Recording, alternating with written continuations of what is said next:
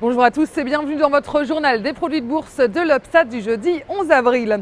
Belle séance pour la place parisienne. Le CAC 40 signe une forte hausse d'1,99% à 3743 points. L'indice parisien a été porté par la publication des minutes de la Banque centrale américaine qui devrait donc poursuivre sa politique monétaire ultra accommodante. Et sur le front des valeurs, ce sont les bancaires qui ont porté la hausse. EDF, GDF, Suez et Veolia Environnement s'en sortent bien également avec des hausses de un peu plus de 3%. Et puis si on regarde aux États-Unis, Wall Street clôture en nette hausse sur de nouveaux records. Le Dow Jones, l'indice vedette de la place new-yorkaise, termine sur un deuxième record historique d'affilée à 14 802 points sur un gain de 0,88%.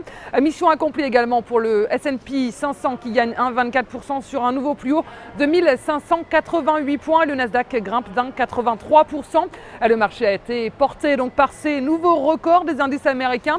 Les investisseurs ont bien accueilli la publication anticipée des minutes de la dernière réunion de la Banque centrale américaine. Ces minutes mettent en lumière des désaccords entre certains membres de la Fed sur la poursuite donc de la politique ultra accommodante menée par l'institution. Et malgré tout, la Fed devrait continuer à injecter des liquidités sur les marchés financiers au moins jusqu'à la fin de l'année.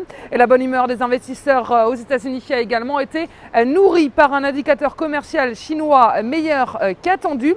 Et sur le front des valeurs, forte hausse des bancaires. Et du côté des devises, l'euro s'échange à 1,3065 $.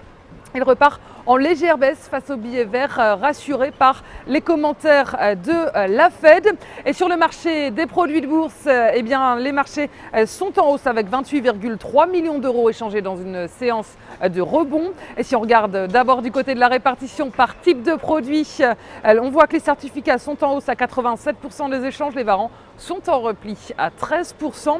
Et concernant les transactions, les certificats représentent 76% des échanges et les varants 24%.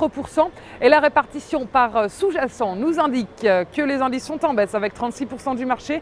Les actions sont à 62%. Et la répartition des transactions sur les varants nous dit que les indices représentent 39% des marchés. Les actions sont à 59%. Le taux de change et les matières premières sont toutes les deux à 1%. Et aujourd'hui, on s'intéresse au groupe pharmaceutique Sanofi. Le titre reste inscrit dans un canal haussier en place depuis mi-février 2013. De son côté, l'indicateur de tension RSI reste inscrit en territoire positif et entreprend un mouvement de rebond.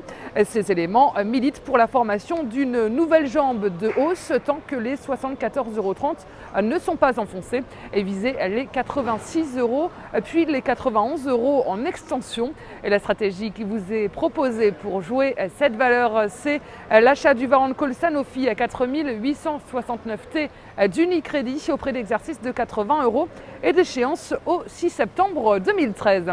Voilà, c'est tout pour aujourd'hui. Très bonne journée et à demain.